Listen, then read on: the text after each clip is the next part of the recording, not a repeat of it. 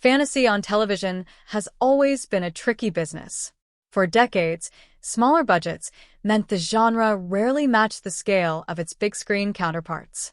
Networks often played it safe with historical dramas or fantasy adventures tied to familiar myths, such as Hercules, Xena, or Sinbad. Original fantasy series tended to appear as short-lived miniseries or cult favorites that rarely reached a proper conclusion. Then, in 2011, HBO took a gamble that changed everything: Game of Thrones. With sweeping landscapes, political intrigue, and unapologetically brutal twists, it elevated fantasy into mainstream prestige TV. Viewers who had never touched a fantasy novel were suddenly hooked on the political chess match of Westeros, and the show set a new benchmark for the genre. Social media lit up with theories, debates, and predictions, no longer confined to niche forums, but shared across a global audience. However, the very success of Game of Thrones planted the seeds of a bigger problem. As the series gained traction, it began to feel less like a faithful adaptation of George R.R. Martin's work and more like a tug-of-war between fan expectations and shock-value storytelling.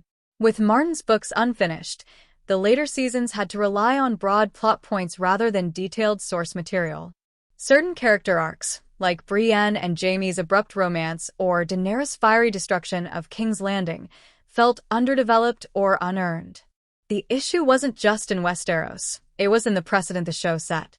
Studios saw audience speculation as a marketing tool, but in chasing surprise and virality, some fantasy shows lost sight of the depth and world-building that drew people in to begin with. Take The Wheel of Time. While Amazon's adaptation had its flaws, it still embraced intricate lore and character arcs. Yet its release strategy, timed suspiciously ahead of the Rings of Power, suggested corporate maneuvering rather than organic storytelling. The cancellation after Season 3 felt like another casualty of analytics-driven decision-making. Meanwhile, the Rings of Power faced its own hurdles.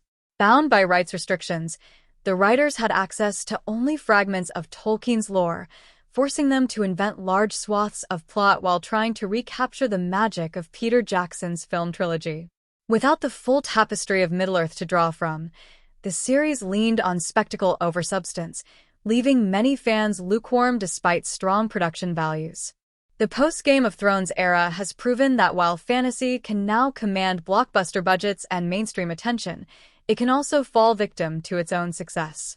When studios prioritize hype cycles and audience gaming over trusting their writers to tell authentic stories, the genre's most magical worlds risk becoming hollow. For fantasy to thrive again, networks need to stop chasing the next Westeros and start nurturing the next great story.